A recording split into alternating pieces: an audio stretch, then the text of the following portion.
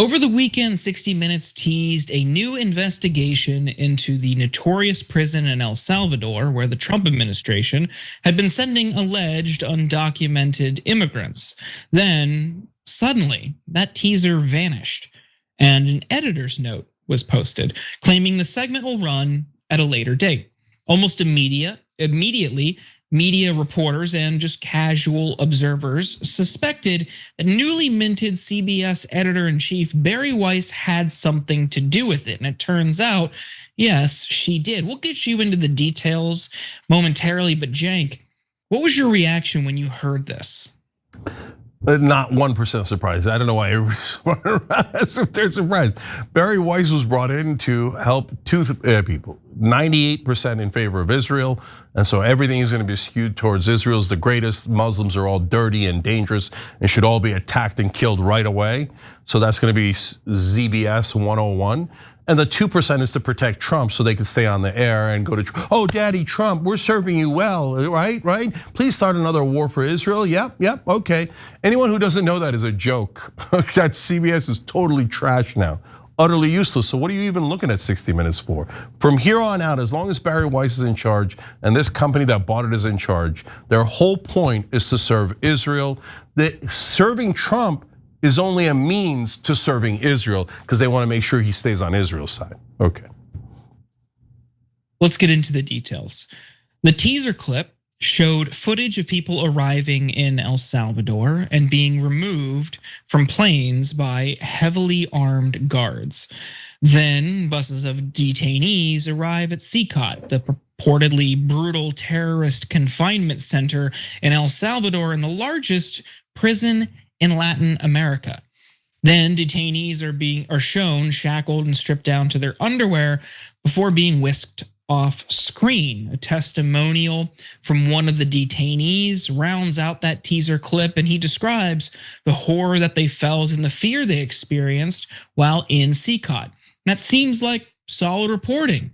Well, what does the full segment say? Well, we can't know because of Bari Weiss. On an editorial call Monday morning, Weiss explained to CBS News staff why she held the piece.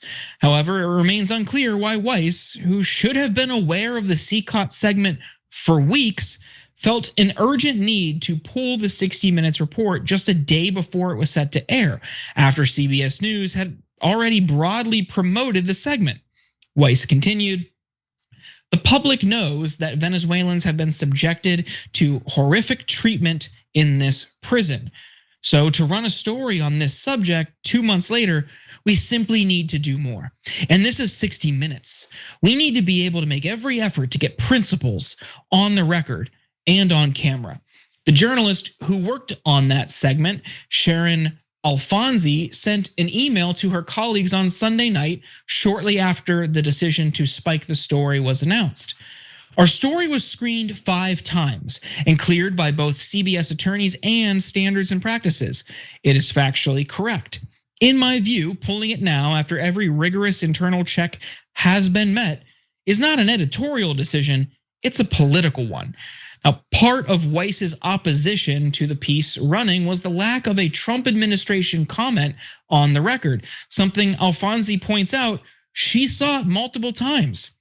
"We requested responses to questions and or interviews with DHS, the White House, and the State Department. Government silence is a statement, not a veto. The refusal to be interviewed is a tactical maneuver designed to kill the story.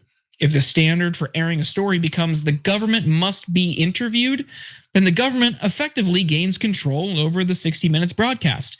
We go from an investigative powerhouse to a stenographer for the state." And Cenk, I love that last line. What do you think? Okay, so look, the only reason why I care a scintilla about it is because it's 60 Minutes. And 60 Minutes, to be fair, has done some great reporting through the decades, right? And from time to time, even recently. But it's dead. It's the owner decides. And so the owner is not going to let you do objective reporting ever. They're not going to let you be objective about Trump or any of their allies. Not only that, soon there'll be hit pieces against Democrats and against any of Israel's opponents, etc. So it's over. When the minute they bought it, it was over. Jordan, to me, this is the equivalent of us having a conversation about MySpace, right? Once Murdoch bought it, MySpace sank because everybody realized, no, you can't trust it, it's garbage now, right? So CBS, and it's sad, it was a great American institution, some wonderful anchors there throughout the years, Walter Cronkite, Dan Rather, etc.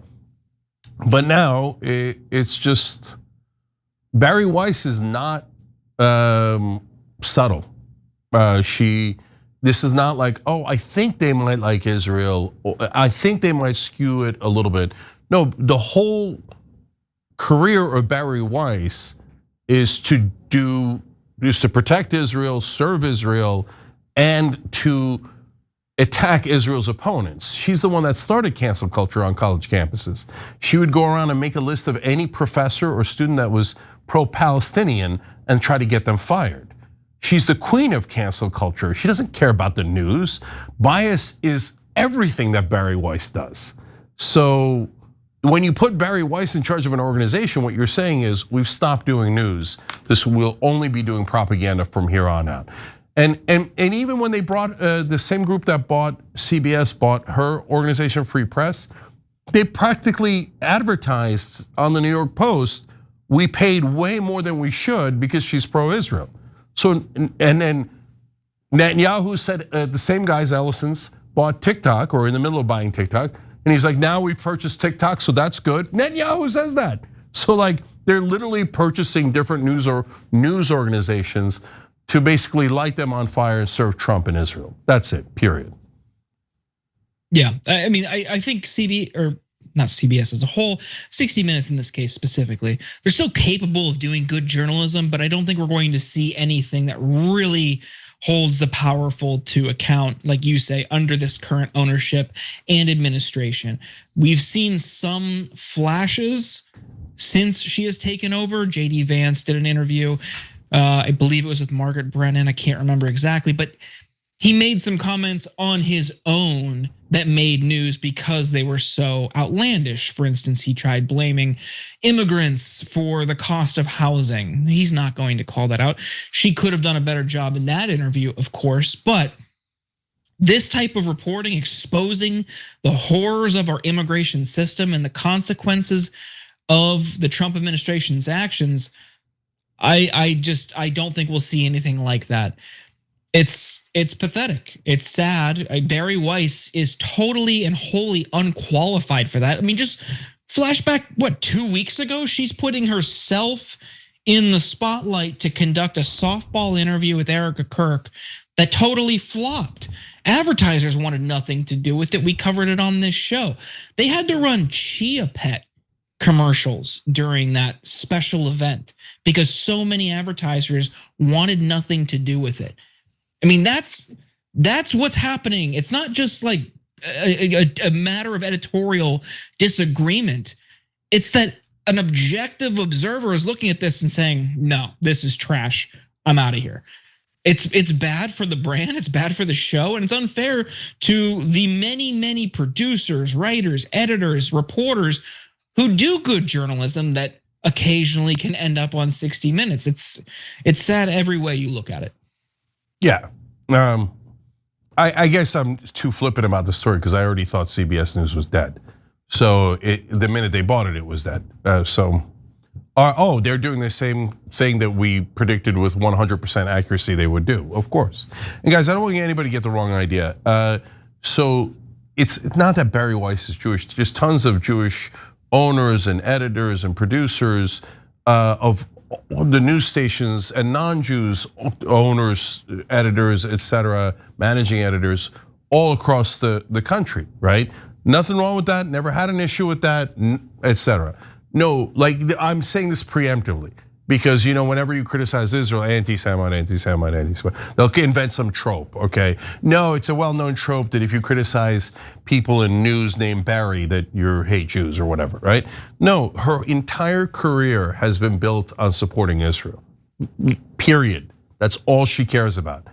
And the Ellisons have declared, I mean, look, Larry Ellison, the guy providing all the money for this, the founder of Oracle, went and spoke to Marco Rubio in 2016 and he told the Israeli ambassador, I'm gonna check to see if he's pro-Israel enough. This is again me emails that DropSite News found. And then he tells the Israeli ambassador afterwards, yes, he will serve Israel. And that's why I gave him $5 million into his super PAC. That's who bought CBS. CBS News is gone.